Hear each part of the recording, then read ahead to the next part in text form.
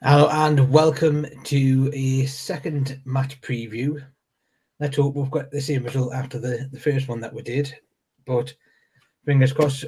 Obviously, we've got Duncan, who seems to be hanging around like a bad smell at the minute, never off this thing. And obviously a new Thanks, face, mate. Paul. How are both of you doing? You first, Paul. I'm not too bad, actually. Not too bad. Looking forward to tomorrow, hoping to see us get a good result. Yeah, no, I'm all good. Yeah, I've recovered from Saturday, so I'm all good to go. Well, given how much you drank, you probably have just recovered from it. As you get older, it takes longer. So I read that somewhere. Well, yeah, and you're right up there in the age one there. Yeah, cheers. Right. Now, obviously, what we're going to do is we're just going to have a quick look. Black Mamba, I did see your message. It's okay. We did go a little bit earlier. We did it at 5:00, just purely for the timing aspect of it, because very, very busy. What we will do is we'll just start off with just a quick one there. Obviously, it hasn't been announced yet, but yeah, we have seen him. He is at the training ground. Yeah, Eddie Howe has probably given as much away as he probably has with any of his signings this summer. And that is that the Newcastle fan, Lewis Hall, 18-year-old, is due to join on loan from Chelsea with the obligation to make it £28 million next year. Are you excited about this?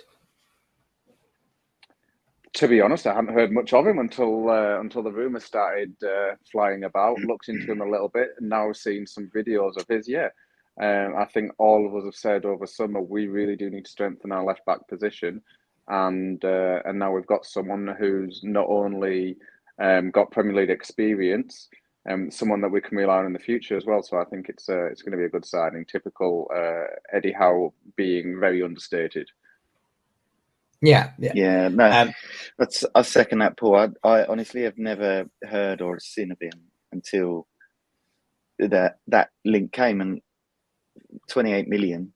I know, is it England under 21 or under 18s? I don't know, but that's a lot of money for someone that's, might be a Newcastle fan, but that's a lot of money. See, everyone's saying that, but just remember we've also spent 30 million on Tino Livramento, who's only 2 years older than him. Yeah. Lewis Hall has played for Chelsea. He has played in the first team. He played against us in the summer series. I'm not going to say that I knew, what was happening or that I knew, but if people do watch back on some of the podcasts that we did discuss, I am sure I did mention the name Lewis Hall as a one to go and look at there in quite a few of the shows that we did. Just purely for the fact that, one, he's 18, so he's not going to be counted as any part of the 25-man squad. So that's a big tick because it means we can have one extra player in the squad, so bulks up the squad. Two, he's young. He's gonna now. You look at the fact you've got Botman, Livramento, and now Hall, all aging between 18 to 23. We bring in another young right-sided centre back. You've now got that defence sorted for a long time to come. So it's just one of those things. It's exciting times. Obviously, now moving on to probably less exciting times, and that's looking at the Man City squad. Now, from what if my memory is correct on the press conference earlier on to do with Pep, John Stones is out. Mm-hmm. Ruben Diaz is doubtful. So is Bernardo Silva. Played Wednesday as well. I think Kyle Walker's fit. Unfortunately, Erling Haaland's fit, which is a shame, yeah. It's a shame to be I didn't give him a few kicks in that, but what can we do? Yeah. As you said, they did play a full strength side on the Wednesday. It did go to penalties. We have been moved to an 8:00 kickoff just to counteract that. So it is just obviously for anyone who isn't aware, 8:00 kickoff tomorrow on TNT Sport. The 12:30 games moved to 8:00 just to make it a little bit fairer on Man City. I'm sure Klopp's fuming at that because he'll go, well, you never changed it for me. Well, actually, one thing to do, also forgetting, yeah. See, Kevin De Bruyne is out for at least a few months. Yeah. Do you think that'll hamper things?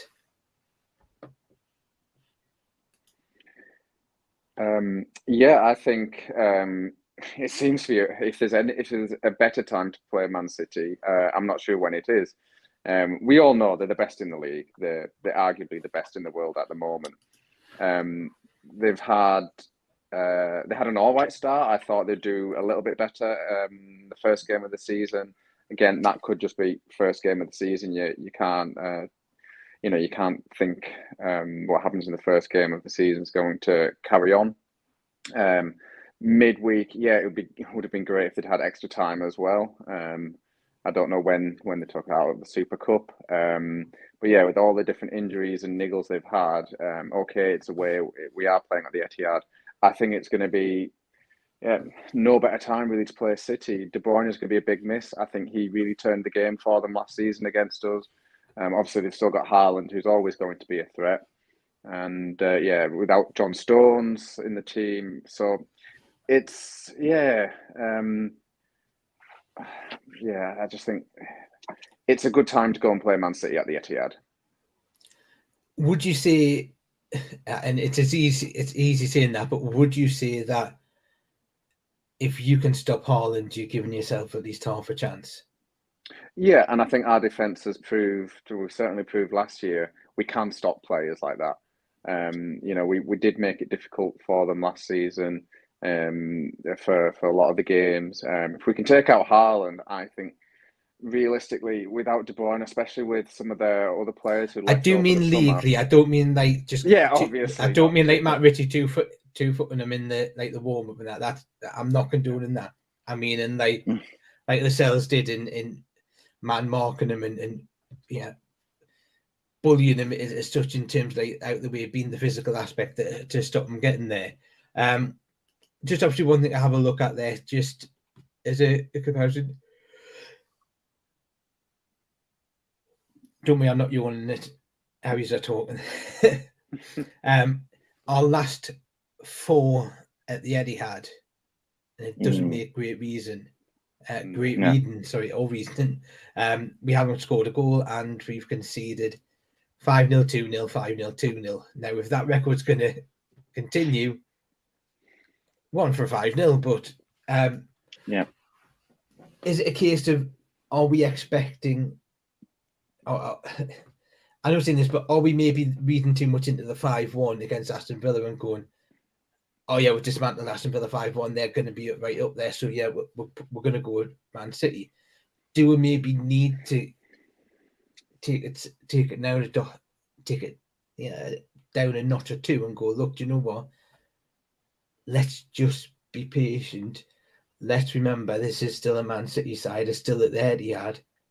We may still get beat, and it's not going to be a bad thing if it does, because if we go all in going, we can get something, and we don't, it's not a case of setting alarm bells off. Now, to be fair, I had the argument with Duncan, and I was like, no, we don't need to win the first game, it's fine, which I still don't think we did need to, but it was bloody good that we did, and it was really good. I will hold my hand up and say that Duncan did get it right when he said Tonali will start, and I went, don't be stupid. No, you won't. Eddie won't chuck him in. Yeah, so I think an easy way to look at it is if we're playing Man City in the last game of the season, do we care if we win, lose or draw? Probably not. And this is just us playing Man City away. Whether it's the second or the 37th game, it doesn't matter. So, I think it'll be a high-scoring draw. I think us on the attack is very fast.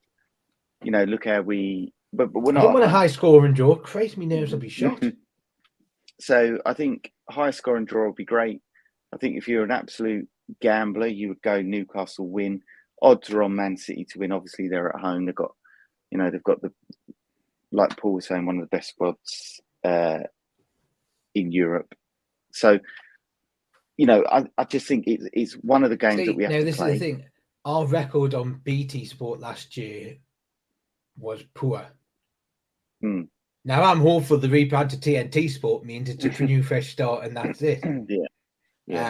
Hopefully we've got with Geordie last, Lindsay Hipgrave as the presenter. I'm showing no bias, I'm sure. But is this probably the most excited you've been heading into a game at the Etihad? Because quite frankly, I think all the other times you've been going there going, oh Christ, no. Yeah, I think when the fixture list came out, you looked at that, thought, second game of the season at the Etihad. Probably, you'd always go to, no matter who you are, if you're playing Man City at the Etihad, you're always going to think they're going to win. That's just a given. So, if we do get a draw out of it, fantastic. If we get a win, even better. I remember. Go on, Paul. Sorry, Dom. No, I was also just going to say I don't look so far into it as into which TV channel we're on. Game's a game. You look at the teams, but I'd say we finished third last year, so Man City won't be looking at Newcastle from 4 years ago. They'll be looking at Newcastle as third in the Premier League, a Champions League club, just demolished Aston Villa 5-1. They will be just as nervous going into this game as we are. Pre-match nerves, 100%. So this is not, I know the bookies have got it pretty tight. They've got it about 2-1 Man City, about 3-1. Their second favourites for the win. The draw is the third favourite. So it's Man City first, Newcastle wins second, draw third. So it really is a 50-50 game. Well, to be fair, given the fact that we don't normally score there, even scoring a goal would be a win in itself. That aspect of it. Man City will not be preparing for this game like Newcastle 3 years ago. They'll be preparing for this game like Man United, Arsenal, Liverpool, Chelsea. Yeah. This is a big game for them and a big game for us. So and I think I actually probably think they're probably a little bit more surprised in terms of maybe the players did they expect Tonali to perform as well as he did in his first Premier League game. I think well, Isak's had time, but I'm looking at him thinking Tonali new into there, he's probably going, hang on. Yeah, they probably weren't expecting that. Based on that, because we'll move on to the Newcastle side, then we'll make it easy. Are these three going to stay as of midfield three? Yeah, tomorrow? You got to. Yeah. After the performance, especially for a game like this. Yeah. Yeah, I agree. I think I've looked at it and went, "Can you really drop?" I have had some sleep. Yeah, you might not believe it. But yeah, I think I've looked at it and I went, would you drop anyone out of that side? Yeah. Not for this game, no. Absolutely no. No, you're like the side that started the first 7 games, their top 7 opposition, the first 7 games. They will finish 1, 2, 3, 4, 5, 6, 7. Yeah, so, we will need some rotation, but I'm just thinking, probably not now. And I'm just thinking, look, given that side that performed against Aston Villa, I think they probably deserve to start against Man City. The back line is not going to really change because obviously Lewis Hall's not going to be signed in time to be able to be registered in time for the game. Isak, I think, has to start. I think Gordon, given his performance last week, has to start. But hey, Craig, what a player you can bring off the bench in Harvey Barnes. Just absolutely. Same thing. Not necessarily. I don't know if I would Black Member. I would go Gordon to start. I think. Well, either way, Barnes are good because Barnes came on and he's got a bit of pace. So he's not bad to come up against a tiring defense like he did against Aston Villa, and we got 2 goals from that happening. And to be fair, it could have been probably a little bit more. I thought 5-1 was probably a little bit easy on Villa, to be fair, at some part in that. But no, I just thought there's just part of me where I'm going, look, really, your team's won 5-1. You don't change your starting lineup like that unless you need to, unless there's a niggle or an injury or anything like that. I think obviously Eddie has confirmed there's no real knocks or injuries compared to you play your best 11, but even the best 11 includes Almiron. You know, you've got Gordon, he's the best 11. Barnes, best 11. Almiron, best 11. Tonali, best 11. Like, the squad at the moment it's in such a great position for games like this. It is, and it's also just nice to look at the bench and go, oh, we've got people we can bring on, or even look at say we can mix up the squad. A lot of us have said all summer we need to have that depth, and the fact that we're now thinking, great, is it Barnes or is it going to be Gordon starting? Either or, they both had brilliant games. Yeah, is it Isak? Is it Wilson? Is it Is it Longstaff? Is it Tonali? Is it Elliot Anderson? Is it Joe Linton? Is it Joe Willock? Player we're not mentioning there because he's not been fit yet. But we have, is it Jacob Murphy who's starting yet? Is it Livermento over? That is it going to be Dan Burn or Lewis Hall? We're now going to have a cracking set of offer. We're going to basically have 2 players for every position. Which is what you want. Exactly. And it's what you want and it's what we've been looking for. And you just look at that and you're going, do you know what? Yeah, we've got a heck of a squad. Yeah. And it's the one of the ones that you said, if you do need to change things up, Isak comes off, Wilson goes on, Gordon comes off, Barnes goes on. You've got Longstaff, you've got Anderson, you've got Jacob Murphy, you've got Livermento, you've got Jamal Lascelles. So you've got the options on the bench to do that. And like I said, I think when we're seeing the starting lineup, I think we're like, well, I'll tell you, that's probably the strongest bench we've had for a long, long time. Yeah. But it is something that we'll look at. Obviously, it's nervous, but it's exciting if you get what I mean from that point there, because there is still nerves on that. Question which I was going to ask for you, Duncan, and that is, are we going to have this celebration tomorrow?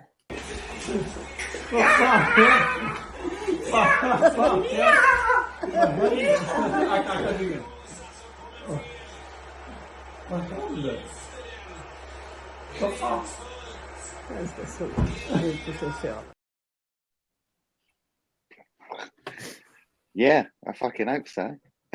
For as long as if he doesn't come on there, then that's what's going to be shown. I've already said that. If you don't come on, then that's the risk that you've got. That's going to be shown. Yeah. I'm going even money, yes. Let's have a look at we'll go with predictions then for you. Yeah. No point after you, Duncan, because you've already said it earlier on. Yeah, well, I've got some context to it, so I'm going to go same as I was listening to TalkSport this morning with Alan Brazil and Ray Parler. Parler seems to think a 2-2 draw. Sam Matface seems to think 2-1 Man City. I think a 2-2 draw would be a great result. So I'd go 2-2 draw and Isak to score.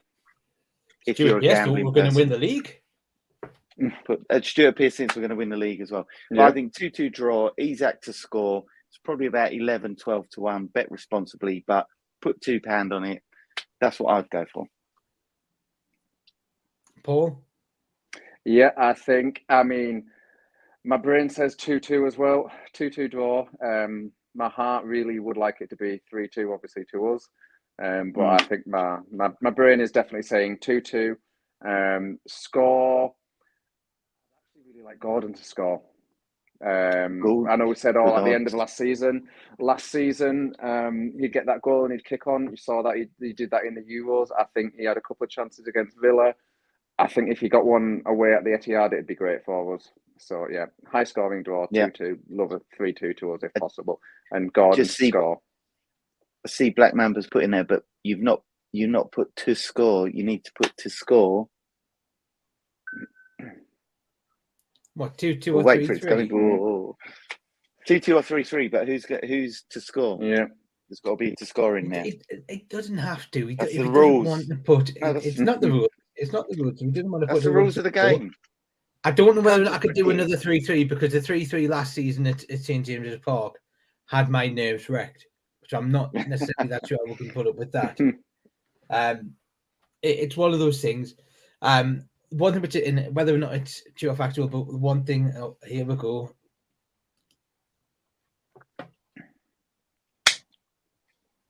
Right, I've got to write all this down because if I don't do any of this, I'm going to be so regretful. Now, so the Gordon, one thing Wilson, and Isak. Now, just the one thing again. One for Barnes as well. There was one on there for Barnes, I think. Yeah. Okay. One thing which I did read, whether or not it's true or not, but the referee that we've got tomorrow has given a penalty against the opposition side whenever he's refereed against Man City. Whenever he's refereed Man City. Well, to be fair, if he's given a penalty against him, he probably is refereeing against Man City. Fingers crossed. Let's hope that stays up there. We were also unbeaten with him last season. We won all 3 games that he refereed last season. Okay. Even if the one was Brighton, and to be fair, he was atrocious in that game. But I don't mind the referee was atrocious last week and we won 5-1. So if that's going to be the correlation, a shit ref, good result, I'll take it. Yeah, definitely take it. I just wonder if VAR is going to get involved more this week after the controversy. Well, VAR is our Aussie friend Jared Gillett. Okay. Who, if I remember, didn't mind a punch-up. Yeah. Was he one of the ones who were refereeing at the Sella Cup? Yes, he was. He was refereeing the Nice Fiorentina. Yeah, the Nice Fiorentina game on the Sunday, and I went, that's Jared Gillett refereeing that. Didn't mind a punch-up. He's very. I actually quite like his style of refereeing because he's one of the ones where he's like, look, I'm going to let the game flow. Yeah. Rather than getting in and every little niggle in that, you're like, it's stupid, it's pointless. Just let the game flow. But no, we're going to do that. I'm just trying to. The last time, I'm just trying to think. I'm trying to figure out. I think the last time I was working and we were playing, because unfortunately I am working tomorrow, was West Ham. Okay, me and Paul were buddies there. Yeah, we were both there. Yeah. I did also doze off for the first 4 minutes. Wake up, switch it on, and see. You caught many of the goals there, did you, Dunk? No. Yeah, there we are. Enjoying that one. There's a correlation, isn't it? Yeah, he's that drunk that he just misses all the goals. I missed the Wilson one. Just as a recap, what was the result last weekend? 5-1. Same as West Ham. Oh, well, so you weren't that drunk then. I remember all that. It's just at the time. Ian pushed me over as well. I didn't fall over. No, I'm not too sure about that. I think there was a bit of alcohol there, inducement in that one there. No, he pushed me over. I was trying to show him the program, and as I went down to pick it up, he gave me a shove, and I kind of went down on one knee and got the program and gave it to him. I don't think it was. I think it was like the top heavy alcohol just sort of like made you, there we go, tipped over. No. I do. I don't think it is true. I don't think that was the case. I'm positive. Well, I'm driving up for the next game, so yeah. That's just just one other thing, just to bring in there, because obviously just after we mentioned the 5-1. Congratulations to as we won the performance of the week. Yeah, it had to be, hadn't it, Chris? Yeah, well deserved. Yeah, it well could have done that. Yeah. So what we'll do is we'll wrap it up there, just because I never do predictions, and I will continue to stick by that. I don't do predictions. I never have. You just copy our bets. Don't worry, Mark. Just copy our bets. I stick with what I know. I follow the same way. And I said, as long as I've done my superstitions, we've been okay. Yeah. There's been 2 games last season, which was Arsenal and Liverpool, where I didn't do the correct process and how I did things, and that didn't work out well. So, well, let's get on the chat for the game. I'll be watching the game in a caravan in Essex with my mum. Live on TNT Sports. TNT Sports in a caravan with my mum. So feel free. I'm just looking at a game because I work for them. I work for the company that owns them. So yeah, it's sort of like yeah. So let's get on the chat for the game and just to let anyone know, if you are an EE customer and you have TNT Sports as part of your package, like as part of the plan as a benefit, via the Discovery app, you can cast to your TV at no extra cost. So that's just there, just for those who may think, oh well, I can't watch it. I'll have to watch it on the phone. I can't watch it on the TV. Casting is included, so you can whack it to your TV there if you don't have it as part of a TV package. Or we don't promote these illegal channels there. That's not right. Yeah. What are you talking about? I got BT Sports through my Fire Stick, man. Well, TNT Sport. TNT Sports through my Fire Stick. Right. So what we'll say, we'll just say good night. Let's hope it's a good weekend. And we'll see you next week for the podcast. Cool. Yep. All right. Let's hope we do well. See you. Videos.